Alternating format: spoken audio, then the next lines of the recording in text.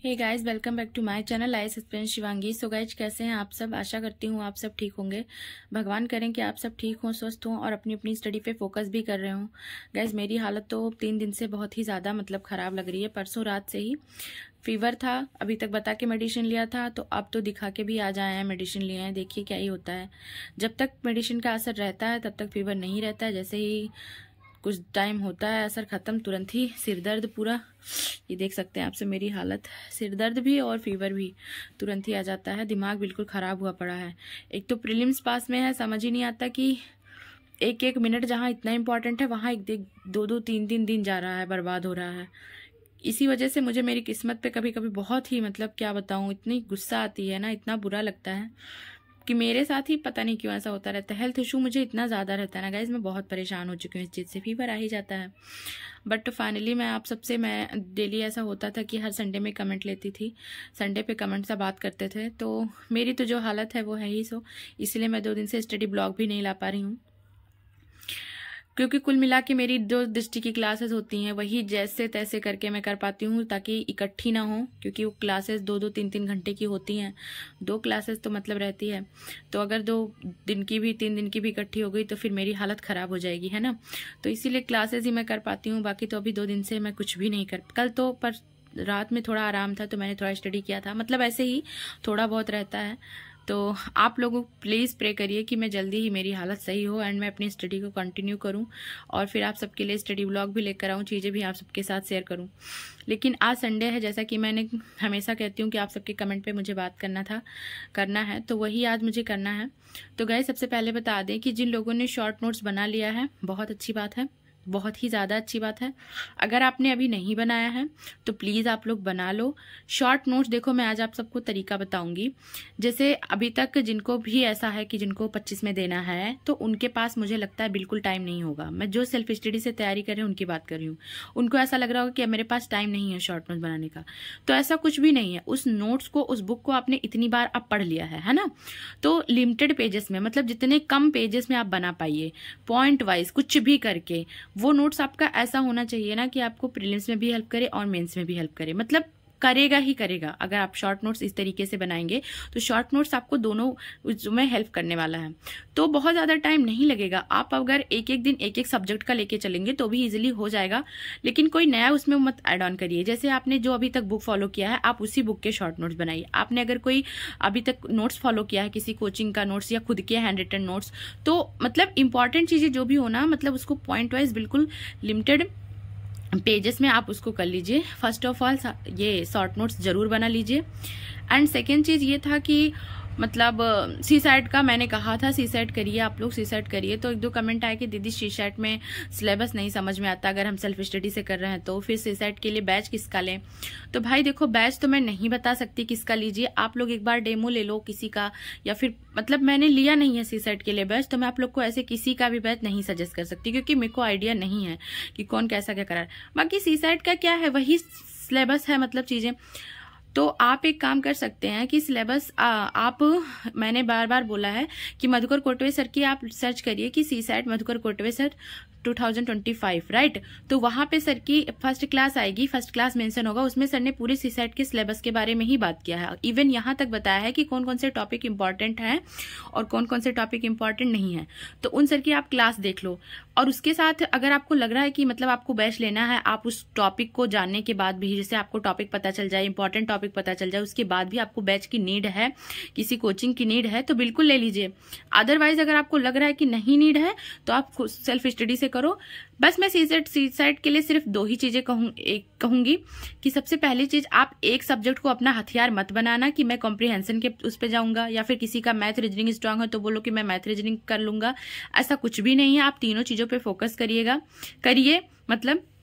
क्योंकि मुझे ऐसा लगता है, जितना मैंने अभी तक पीवाईक्यूज एनालिसिस किया है ना, कभी किसी का ट्रेंड चेंज हो जाता है, कभी किसी का ट्रेंड चेंज होता है। खास करके आप 2023 का पेपर देखिए तो कैसा था, और 2024, केवल 2 ही 24 और 23 के ही पेपर देखिए तो आपको ट्रेंड में कितना ज्यादा चेंजेस मिलेंगे।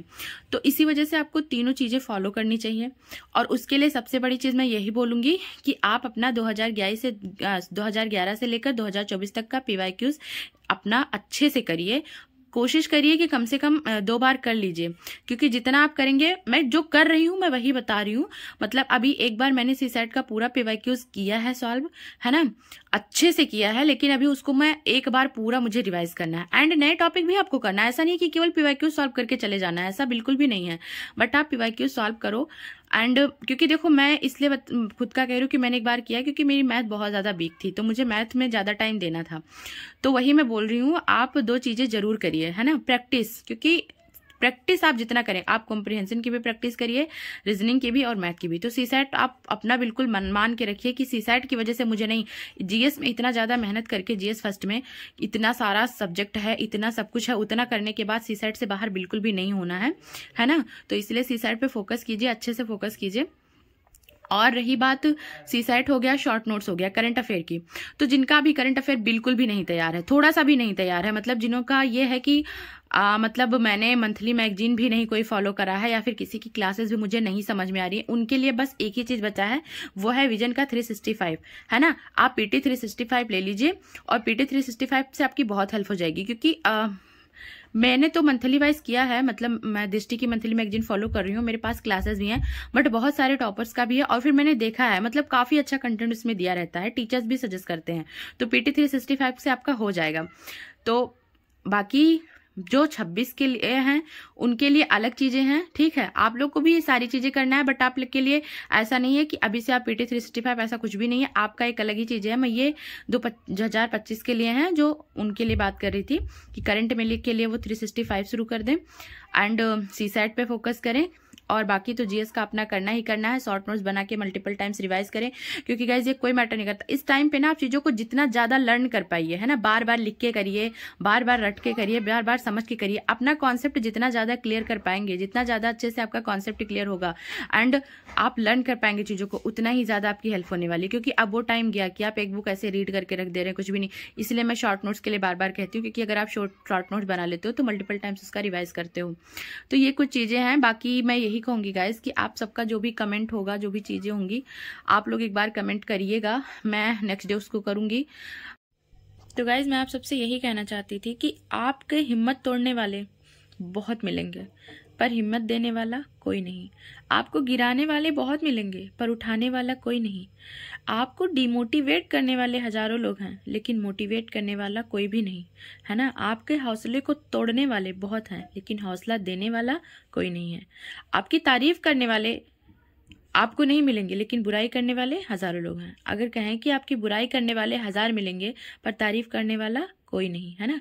आप में कमियां निकालने वाले 1000 मिल जाएंगे, लेकिन शाबाशी देने वाला कोई नहीं। कब तक? जब तक आपकी सफल नहीं होते हो, जब तक आप असफल हो, है ना। ओझा सर कहते हैं कि अगर असफल हुए तो तुम सबके गुनहगार, और अगर सफल हुए तो तुम सबके रिश्तेदार, राइट। तो सफलता बहुत ज्यादा जरूरी है, आपका सफल होना बहुत ज्यादा जरूरी है। तो जब आपके पास कोई अपना है ही नहीं, है ना, तो किन दोस्तों के बीच, किन लोगों के बीच, किन रिश्तेदारों के बीच, किन लोगों के बीच आपका टाइम जा रहा है? कहाँ आपका सबसे इंपॉर्टेंट टाइम जा रहा है, जहां जिंदगी का आप बिल्कुल खो गए हैं, है ना। आपको पता ही नहीं कि आपकी जिंदगी कहाँ जा रही है, कहाँ चल रही है, कहाँ खत्म हो रही है। एक बात बताइए, कहते हैं ना कि मोटिवेशन नहीं आता, हिम्मत नहीं करता, मन नहीं करता पढ़ने के लिए। ठीक है, नहीं आता, कोई बात नहीं, लेकिन आप कभी ये सोचते हैं कि अभी जो आपका सपोर्ट है, अभी आपके पास जो चीज़ें हैं, वो कल को नहीं होंगी। अभी आपके हालात थोड़े मतलब ठीक है हालात, लेकिन हो सकता है कल को ये ना हो। क्यों? क्योंकि आपका इम्पॉर्टेंट टाइम, जो आपको जहाँ मेहनत करना चाहिए था वहाँ नहीं जा रहा है, कहीं अलग ही जगह जा रहा है। कहते हैं ना कि किताबों से दोस्ती अगर आप कर लेंगे ना, तो किताबें कभी भी आपको तकलीफ नहीं देंगी, कभी भी आपको आंसू नहीं देंगी। लेकिन अगर आप टाइम कहीं और देंगे, आप अपनी इम्पोर्टेंस, कहते हैं ना समय, ना जो समय होता है, समय बहुत ही इंपॉर्टेंट होता है, लेकिन किसी को समझ नहीं आता जब समय रहते। जब वो समय हाथ से निकल जाता है तब पछतावा होता है, तब तकलीफें होती हैं। तो ये बताइए कि क्या कोई ऐसा मोटिवेशन है जो आपके हमेशा काम आए? एक टीचर का मोटिवेशन आपने सुन लिया आधे घंटे, 1 घंटे, किसी की स्पीच 10 मिनट सुन लिया, 20 मिनट सुन लिया। अरे भाई, उस मोटिवेशन से कितने देर तक मोटिवेट रहोगे? खुद समझो ना अपने हालात, है ना। आपकी कंडीशन क्या है, आपकी सिचुएशन क्या है, इसको आप समझो। आपसे बेहतर और कौन समझेगा। अगर खुद की चीजों को समझोगे तो बाहर कहीं मोटिवेशन ढूंढने की जरूरत ही नहीं पड़ेगी, खुद के हालातों से खुद मोटिवेट हो गए। एक बात बताओ, आपकी माँ होंगी, मेरी भी मम्मी है, तो पहले बचपन में मम्मी जब हम लोग छोटे थे तो हमारी केयर करने के लिए मॉर्निंग में उठती थी, राइट। थोड़े से बड़े हुए तो हम लोग को स्कूल भेजने के लिए मॉर्निंग में उठती थी। फिर उसके बाद जैसे बड़े बड़े हुए, मतलब सबका तो टाइम पे सबको नाश्ता देना रहता है, हर चीजें। तो वो कहाँ से मोटिवेशन लेती हैं डेली वही चीजें करने का, है ना, कि उठना है, नाश्ता तैयार करना है, सबको टाइम पे देना, टिफिन देना, ये देना, वो करना है। उनके बारे में भी तो सोचो। आप नहीं सोचोगे, बच्चे नहीं सोचेंगे अपने पेरेंट्स के बारे में, तो और कौन सोचने आएगा। उनको तो किसी मोटिवेशन की जरूरत नहीं पड़ती। अरे उनके लिए भी सोचो कि ऐसा कौन सा दिन होगा, ऐसी कौन सी रात होगी कि वो आराम से बिना टेंशन लिए सो पाएंगी, ये सोचकर कि सुबह उनको टाइम से नहीं उठना। आप उनके लिए क्या करोगे। अगर आप उनको ये वाला सुकून दे सकते हो ना कि रात में वो सुकून से सोए, उनको 4 बजे के अलार्म की टेंशन ना हो कि मॉर्निंग में उठ के सबको नाश्ता देना है, सबको चाय देना है, सबको पानी देना है, सबका ख्याल रखना है, तो ये बहुत बड़ी चीजें हैं। कहते हैं माँ बाप का कर्ज कोई नहीं उतार पाता है, लेकिन उन्होंने जहां आप सबके लिए इतना सब कुछ किया है, कुछ तो कर सकते हैं ना हम। तो ये सोचो, एक पिता अपनी 1000 ख्वाहिशों को मार देता है अपने बच्चों के लिए, अपने बच्चों के बेहतर भविष्य के लिए, अपने बच्चों के बेहतर फ्यूचर के लिए, कि उनका भविष्य उज्जवल हो। लेकिन बच्चे अगर लापरवाही करेंगे तो वो पिटता तो टूट जाएगा ना पूरी तरीके से।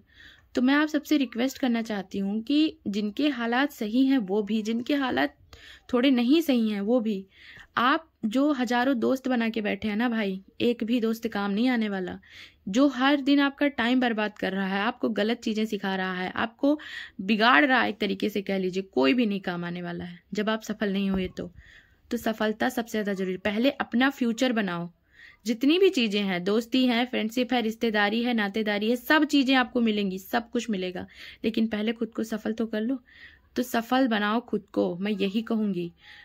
मेरे वीडियो बनाने का पर्पस बस यही एक है कि कभी भी अगर आपको सुविधाएं मिल रही हैं तो उन सुविधाओं को अपने हाथ से जाने मत दो, है ना। उन सुविधाओं में ही समय रहते ही बेहतर करो, बेहतर अपना भविष्य बनाओ, उज्जवल भविष्य आपका हो, है ना। तो गाइज मैं यही कहना चाहूंगी। आगे की मैंने वीडियो में सारी चीजें बोल दी हैं ऑलरेडी। तो मेरी हालत थोड़ी सी खराब है और जल्दी ही ठीक होगा, मैं स्टडी ब्लॉग लेकर आऊंगी। इस हालत में भी मैं अपनी क्लासेस कर रही हूँ, दृष्टि की क्लासेस जो आ रही हैं, बाकी और चीजें जो मेरे सिर्फ जितना टाइम बन पाता है मैं पढ़ाई कर रही हूँ। तो मैं आप सबसे यही रिक्वेस्ट कर रही हूँ, खुद को काबिल बनाओ, ठीक है। खुद को काबिल बना ले गए तो सब कुछ सही है। नहीं बना पाए ना भाई, तो लोग आपको जीने नहीं देंगे और आप जो मुसीबतों का सामना करेंगे वो तो करेंगे ही। ठीक है गाइज, तो फिर मिलते हैं नेक्स्ट ब्लॉग में। अगर आप लोग को मेरी वीडियो अच्छी लगी होगी तो मेरी वीडियो को लाइक करिएगा, चैनल को सब्सक्राइब करिएगा एंड प्यारे प्यारे कमेंट करिएगा। तो ठीक है, फिर मिलते हैं नेक्स्ट ब्लॉग में। एंड आप सबका मेरी वीडियो देखने के लिए, इतना प्यारा प्यारा कमेंट के लिए सभी का दिल से थैंक यू सो मच।